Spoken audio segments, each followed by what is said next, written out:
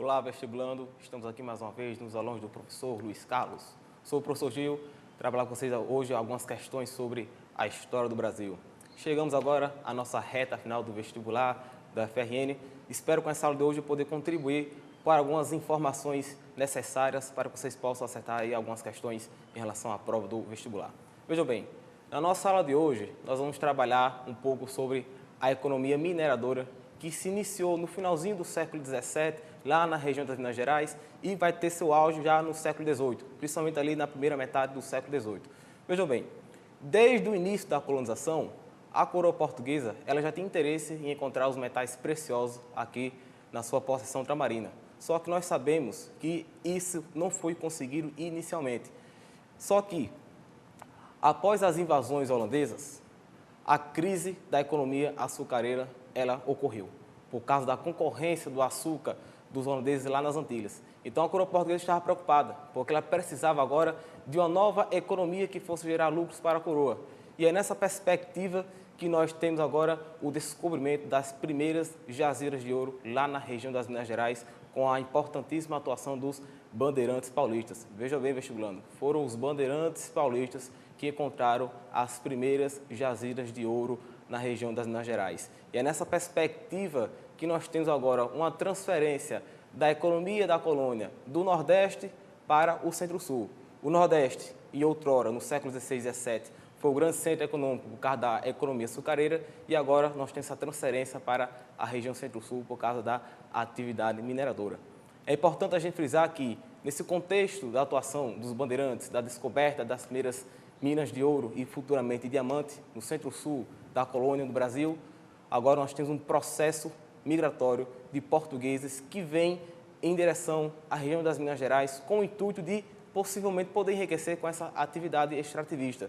Mas vejam só, os estudiosos eles colocam que esse processo migratório ele foi tão intenso que durante o século XVIII chegou aqui à região das Minas Gerais cerca de 600 mil migrantes. Isso é um grande número e que também gerou um certo problema para o período. Por quê? Aquela região ali do Centro-Sul do Brasil, na época, não tinha infraestrutura para absorver essa quantidade de pessoas que havia chegando, tanto da Europa como também das outras partes do Brasil. Então gerou uma crise de alimento, que isso só foi resolvido já depois no século XVIII. É nessa perspectiva que nós temos agora um abastecimento interno que ocorreu dentro da colônia. Por quê? As pessoas precisavam de alimentação, precisavam de vestimentas, precisavam também de ferramentas para fazer a extração do ouro. Então vejam só, nessa perspectiva nós temos agora uma interligação entre as várias partes da colônia nesse contexto do século XVIII. Mas vejam só, vamos analisar a primeira questão. Há exagero em dizer que a extração do ouro liquidou a economia açucareira do Nordeste. Vocês devem lembrar que a economia açucareira ela já havia entrado em declínio já após as invasões holandesas, ou seja, na segunda metade do século XVII. Ela já estava em dificuldades 20 anos antes da descoberta do ouro, mas não há dúvida que foi afetada pelos deslocamentos de população e, sobretudo, pelo aumento do preço da mão de obra escrava. Uma das consequências do processo descrito no texto em termos administrativos foi a transferência da capital do vice-reinado para São Paulo, que passou a ser o polo econômico mais importante da colônia. Alternativa B, a criação das câmaras municipais, que passaram a deter na colônia os poderes de concessão para a exploração do ouro em Minas Gerais. Vem para cá, vem para cá. Presta atenção, vestibulando.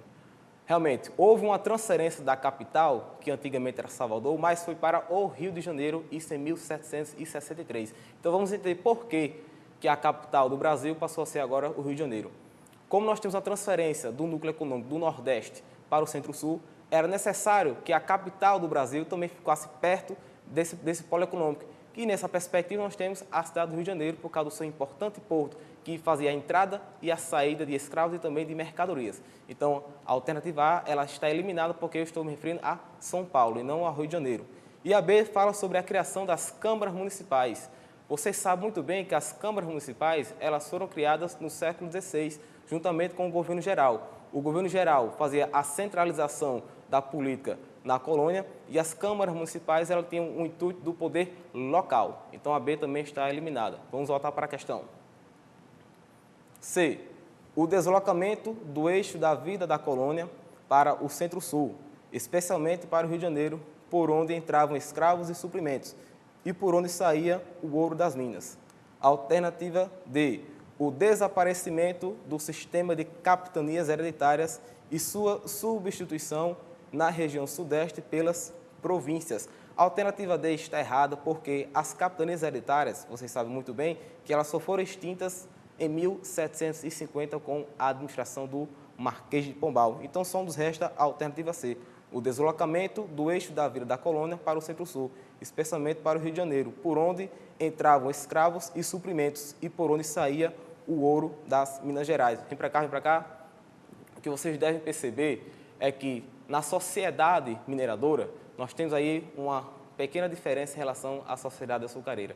Enquanto que a sociedade açucareira ela era tipicamente rural, na mineradora nós temos uma sociedade urbana, porque ocorreu um processo de urbanização, surgimento de vilas, surgimento de cidades, surgimento de estradas. Então, isso caracteriza a urbanização que ocorreu na região mineradora. Então, a alternativa C, que fala sobre a transferência da economia do Nordeste para o Centro-Sul, e vocês devem frisar a importância do Rio de Janeiro para a entrada e saída de suprimentos e também de onde vinham escravos vindos da África. Mas também existia um pequeno comércio de escravos dentro da colônia, daquelas antigas zonas produtoras de açúcar que estavam em decadência, então eles vendiam seus escravos também para a região das Minas Gerais. Vamos para a questão 2.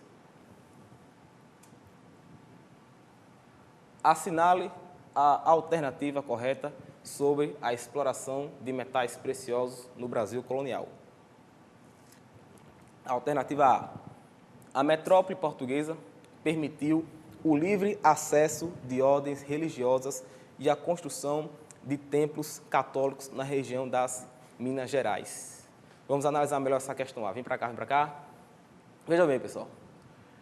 Houve um intenso controle administrativo por parte da coroa portuguesa quando se descobriu as primeiras jazidas de ouro na região das Minas Gerais. Vejam só, quando o ouro ele era encontrado, a pessoa que encontrava esse ouro teria que informar a Intendência das Minas, que surgiu em 1702. A Intendência das Minas, vejam bem, era o órgão administrativo da região mineradora.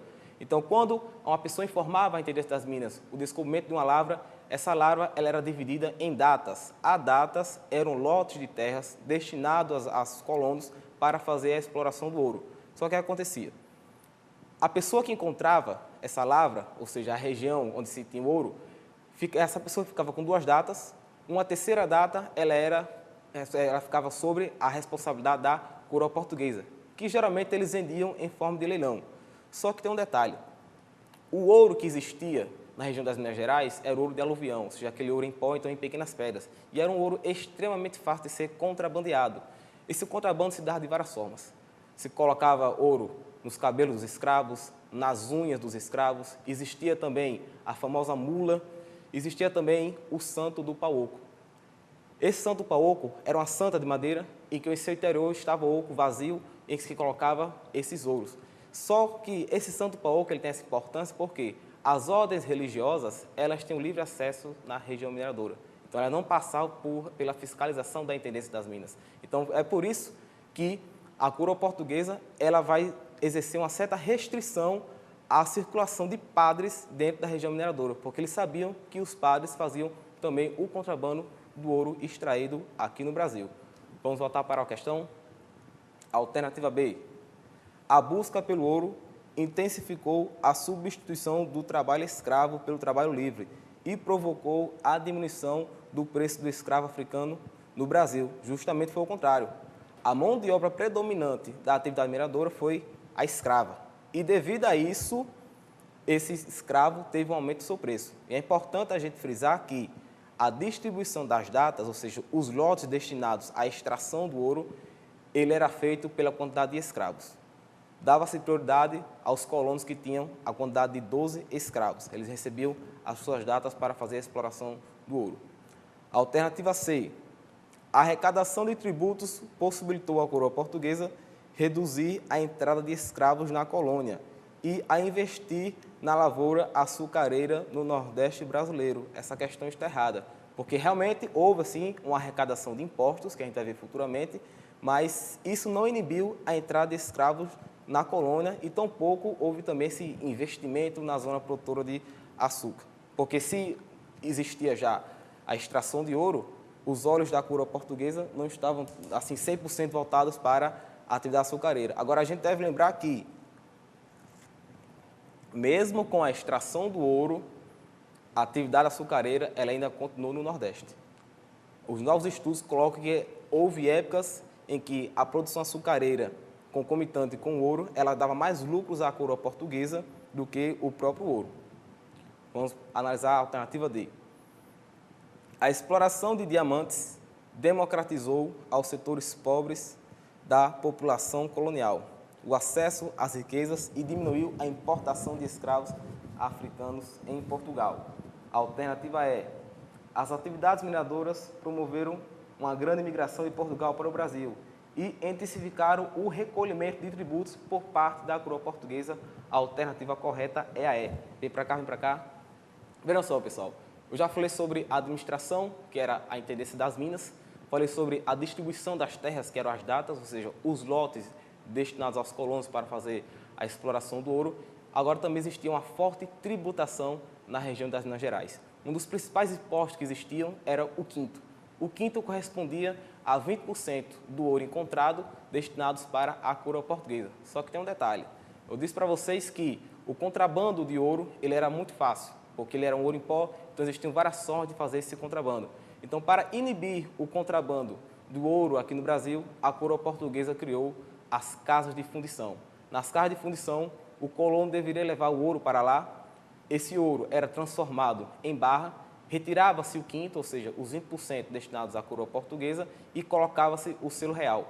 Qualquer pessoa que fosse encontrada circulando com um ouro em pó ou ouro em barra que não tivesse o selo da coroa portuguesa, ele sofreria sérias punições, desde o degredo ou até outros tipos de punições. Então, percebam a importância das casas de fundição. As casas de fundição, elas tinham essa função de inibir o contrabando de ouro aqui na América Portuguesa, que vai ser as casas de fundição que vai gerar a famosa revolta de Vila Rica e também a derrama, que era a cobrança violenta dos impostos, que vai gerar a Inconfidência Mineira, que a gente vai estudar isso futuramente.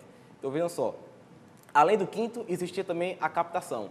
Essa captação era o imposto cobrado sobre a quantidade de escravos que um colono possuía, ou seja, cada escravo que um colono possuía, ele deveria pagar uma taxa de 17 gramas de ouro à coroa portuguesa. Então, percebam como a coroa portuguesa conseguia arrecadar muito ouro nesses impostos. Existia o quinto, existia a captação, existia também outros impostos que foram sumindo ao longo do tempo, como a finta. Então, a gente pode questionar, se a coroa portuguesa conseguiu extrair tanto ouro da sua colônia ultramarina, como é que a coroa não conseguiu ter um grande enriquecimento? Porque a gente deve lembrar que o ouro que saiu daqui do Brasil não serviu para enriquecer Portugal, e sim a Inglaterra. A coroa portuguesa, o ouro que pegou daqui, investiu, gastou com os luxos da corte, construção de palácios, como o Palácio Convento de Mafra, que teve uma construção demorada em 50 anos. Então, percebo que, em vez da coroa portuguesa investir nas suas manufaturas, investir no seu processo de industrialização, só fez gastar o ouro que se extrai daqui do Brasil. E a Inglaterra pegou o nosso ouro e resolveu investir na sua industrialização, que isso ocorreu futuramente. Mas como é que se dava assim esse desvio desse ouro para a Inglaterra? A gente deve lembrar que desde o Tratado de Methuen, de 1703, a coroa portuguesa estava atrelada à economia inglesa. O que é que dizia o Tratado de Methuen? Que a Inglaterra forneceria tecidos para Portugal, em contrapartida, Portugal forneceria vinhos para a Inglaterra. Só que nessa relação comercial, quem saia no lucro era a Inglaterra. Por quê? Uma pessoa consome muito mais tecido do que vinho. Então, a balança comercial do Portugal, ela havia entrado em déficit. Então, como é que a coroa portuguesa conseguiu suprimir esse déficit? Através do ouro daqui do Brasil. Então, boa parte desse ouro ia para Portugal, onde era gastado com os luxos da corte. Boa parte desse ouro foi para a Inglaterra, ou seja, para desenvolver a sua industrialização, e uma parte do ouro também ficou aqui no Brasil para uma pequena elite local. Agora, a gente deve lembrar um detalhe. Os novos estudos sobre a sociedade mineradora comprovam que existia um falso mito de enriquecimento. Muitas pessoas vieram para o Brasil, especificamente para a região das Minas Gerais, Mato Grosso, Goiás, com o intuito de enriquecer com a atividade mineradora. Mas poucas pessoas conseguiam se enriquecer. Por quê? A gente deve lembrar que a distribuição das datas se dava pela quantidade de escravos. Então, para uma pessoa possuir uma data, em tese, teria que já ter algum tipo de recurso alto, ou seja, escravos. Então, somente quem conseguia enriquecer eram aquelas pessoas que já eram ricas. Aquelas camadas populares, aquelas camadas pobres, basicamente não conseguiram ter grandes vantagens da atividade mineradora. Ok? Vamos voltar para a questão 3. Duas atividades econômicas destacaram-se durante o período colonial brasileiro: a açucareira e a mineração. Com relação a essas atividades econômicas, é correto afirmar que, alternativa A, na atividade açucareira prevalecia o latifúndio e a ruralização. A mineração favorecia a urbanização e a expansão do mercado interno. O trabalho escravo era predominante na atividade açucareira e o assalariado na mineradora. Nós vimos que a mão de obra predominante na atividade mineradora era escrava, assim como na sociedade açucareira. Então, tanto no açúcar como na mineração, a mão de obra predominante era escrava, notadamente a escrava africana. O ouro do Brasil foi para a Holanda e os lucros do açúcar serviram para a acumulação de capitais ingleses. O ouro do Brasil foi para Inglaterra e para Portugal, não a Holanda. A Holanda não tem essa relação com o ouro no Brasil, não. D. Geraram movimentos nativistas, como a Guerra dos Emboabas, correto, e a Revolução Farroupilha, errado. A Revolução Farroupilha está relacionada já com o Segundo Império, o Segundo Reinado, já no século XIX. Então, a Revolução Farroupilha não está no contexto da atividade mineradora. A Guerra dos Emboabas, sim, foi um conflito que ocorreu entre paulistas e emboabas pelo controle da região mineradora. Então, a alternativa correta seria a A. Na atividade açucareira, prevaleceu o latifúndio, ou seja, grandes terras, e a ruralização. A mineração favorecia a urbanização e a expansão do mercado interno. Vem para cá, vem para cá. Esse aspecto do mercado interno é muito importante. Por quê? A gente sabe, pelo Pacto Colonial, que a colônia ela só podia manter relações comerciais com a sua metrópole, ou seja, o Brasil só podia manter relações comerciais com Portugal. E, além disso, a coroa portuguesa inibia o mercado interno. Porque, se existisse um mercado interno dentro da colônia, esses lucros, as riquezas geradas pelo mercado interno ficariam no próprio Brasil. Só que a gente sabe que a função da colônia é complementar a economia metropolitana, ou seja, gerar lucros para Portugal. Então, com a atividade mineradora, surgiu realmente um intenso mercado interno, que servia para abastecer a região das Minas Gerais. Então, você tinha fornecimento de alimentos, fornecimento de gado, fornecimento de ferramentas. Então, essa perspectiva gerou um mercado interno na região das Minas Gerais e também de Mato Grosso e de Goiás. Então, percebam que a atividade mineradora ela não está restrita somente ao ouro e aos diamantes, e sim a um comércio que existia entre as outras regiões, que fazia o fornecimento para as Minas Gerais. Vamos para a questão 4. Nos centros urbanos do Brasil colonial, a arquitetura e as artes caracterizaram-se pelo estilo A. Rococó, B. Renascentista, alternativa C. Art Nouveau e alternativa B. O Barroco. Vem para cá, pessoal. Vejam só. Essa questão ela é fácil. Nós sabemos que a atividade cultural, a arquitetura que surgiu na região das Minas foi o Barroco. Mas por que o Barroco?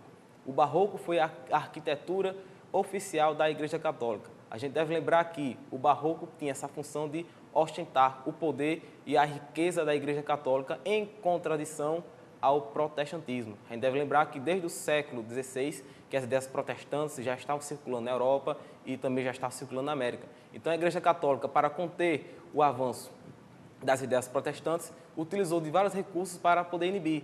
E uma dessa perspectiva é o estilo arquitetônico barroco, que mostrava o poder da Igreja Católica. Então, o barroco mineiro ele foi singular em relação ao outro barroco que existiu em outras regiões do Brasil. A gente sabe que o barroco, em cada região que ele se instalava, ele possuía características próprias, a tal ponto que o barroco mineiro, ou seja, é um barroco específico que foi produzido na região das Minas Gerais, ok?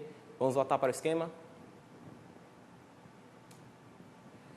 Veja só, então, no nosso esqueminha nós temos aí a administração mineradora, que ela é responsável por controlar, regulamentar as minas, era a Intendência das Minas, que foi um órgão criado em 1702, e a distribuição das terras se dava por meio das datas. Lembrando que as datas, quem a recebia, eram aquelas pessoas que tinham a partir de 12 escravos. Ou seja, o critério para o recebimento de uma data era a quantidade de escravos que um colono possuía. E dentro dessa perspectiva também existiam os impostos, como o quinto, que era 20% do ouro destinado para a coroa portuguesa, a captação, que era o imposto sobre a quantidade de escravos, ou seja, a cada escravo que um colono possuía, ele deveria pagar 17 gramas de ouro. Caso um colono não tivesse escravos, ele pagava o imposto sobre si mesmo, ou seja, dele mesmo ele pagava 17 gramas. Existia também a derrama, que era a cobrança dos impostos atrasados. Vem para cá, pessoal.